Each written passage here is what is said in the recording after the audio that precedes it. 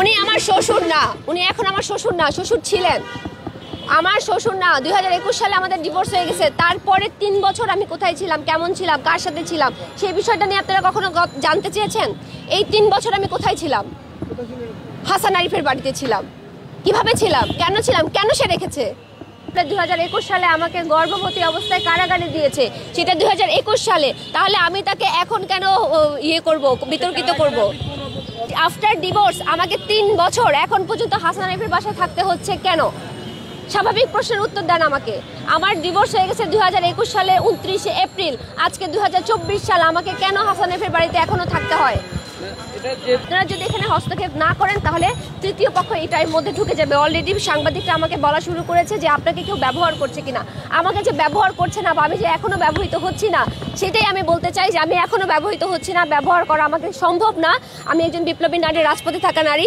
So আমাকে ব্যবহার করা সম্ভব না। আমাকে যাতে ব্যবহার করতে না পারে, কোনো তৃতীয় পক্ষ যেন এর মধ্যে ঢুকতে না পারে, সেই জন্য আমি সবার দৃষ্টি আকর্ষণ করছি। জাস্ট একটু মাথাটা কাজে লাগান। আমার কাছে কোনো প্রমাণ আমি বলতে পারছি না আমি কেন থাকলাম। কারণ আপনারা দেখবেন যে আমি সিসিটিভি ফুটেজে আমি দরজা লাথি মারতেছি।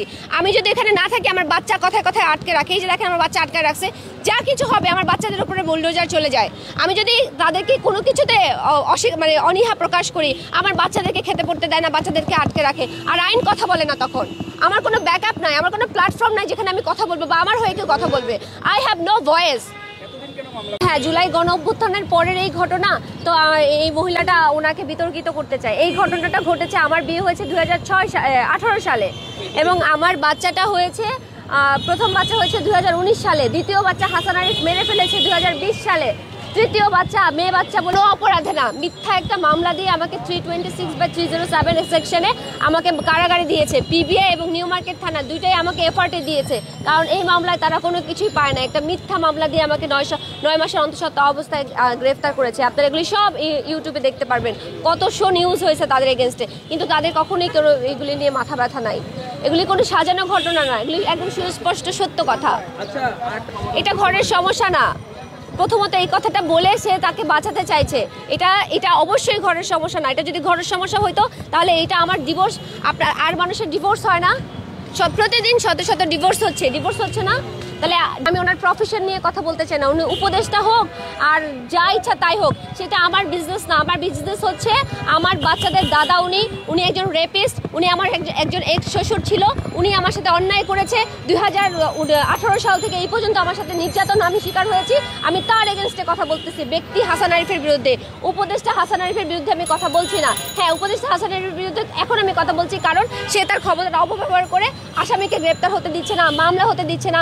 ওই হাসান আরিফকে নিয়ে আমি কথা বলতে চাই। যখন আমি এই প্ল্যাটফর্মে আসছি, পুলিশের কাছে আসছি, তখন যখন পুলিশ আমার মামলাটা স্বাভাবিকভাবে সাধারণভাবে নেওয়ার কথা, সেই মামলাটা স্বাভাবিকভাবে যখন হচ্ছে না, যখন ওই উপদেষ্টা হাসান আরিফের প্রভাবের কারণে হচ্ছে না, তখন আমি উপদেষ্টা হাসান আরিফকে নিয়ে কথা বলতে চাই। কিন্তু আমার সাথে ঘটে যাওয়া ঘটনার যা কিছু 4 দেয়ালের মাঝে ঘটেছে, সেইটা হচ্ছে ব্যক্তি হাসান আরিফ। সেই ব্যক্তি হাসান আরিফকে নিয়ে আমি অবশ্যই কথা বলবো। তাতে সে বিতর্কিত হলো না কি হলো, আই ডোন্ট কেয়ার।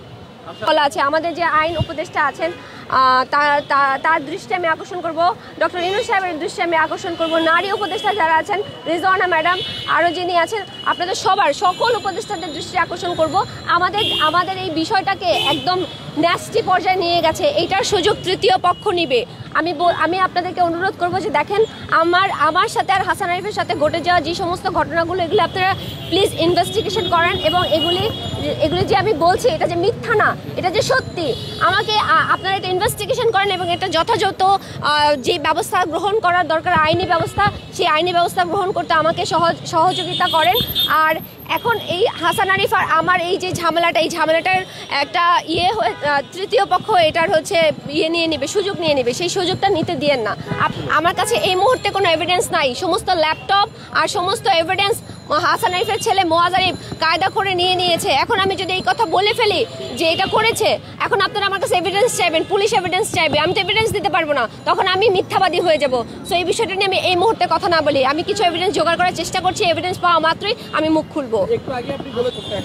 কারণ এতদিন হচ্ছে আমি মামলা করতে পারি নাই। এতদিন তো স্বৈরাচার শাসক ছিল, তারা আমার কথা শোনে নাই।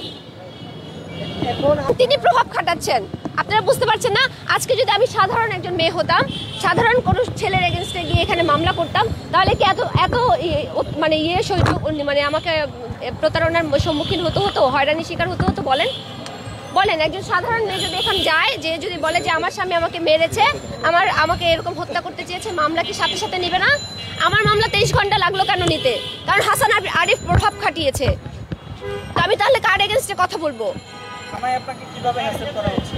23 ঘন্টা আমি সন্ধ্যা 6টায় আসছি, তারপরের দিন 4টার সময় আমি বাসায় গেছি মামলা করে, এবং আপনারা আসাতে, গণমাধ্যম আসাতে, আমার যারা রাজপথে থাকা বন্ধুরা তারা আসাতে, তার আগ পর্যন্ত মানবাধিকার কর্মীরা আসাতে, তার আগ পর্যন্ত